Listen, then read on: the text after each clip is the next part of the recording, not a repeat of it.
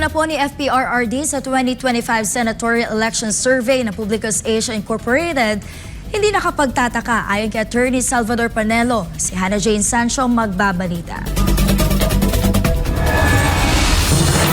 Hindi nakapagtataka ang pangunguna ni dating Pangulong Rodrigo Duterte sa isinagawang 2025 Senatorial Election Survey ng Publicus Asia Incorporated. Sinabi ni Attorney Salvador Panelo, masyadong malalim ang iniwang marka ng dating Pangulo sa sambayanang Pilipino. Hindi na tayo nagtataka dyan. Talagang mataas ang rating niya kahit anong takbuhan niya. Pag yan ay tumakbo ng mayor sa Davao City, hands down. Pag tumakbo yung presidente, vice president sa 2028, panalo yan.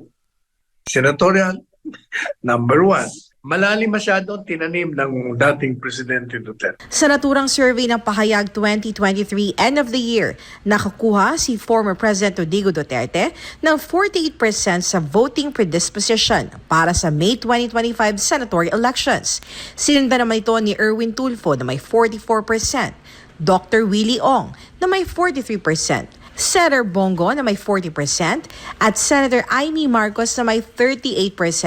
Habang pasok rin sa top 12 sina Senator Ronald Bato de la Rosa, Tito Soto, Isko Moreno, Ping Lacson, Leni Robredo, Kibo Teodoro at Pia Cayetano. Bukod naman sa pangunguna sa voting predisposition, nakakuha rin ang dating Pangulong Duterte ng 59% trust rating. Isinagawa ang naturang survey noong November 29 to December 4, 2023 na may 1,500 adult respondent. Para sa Diyos Pilipinas Kumahal, ito si Hannah Jane Sancho, SM9 News.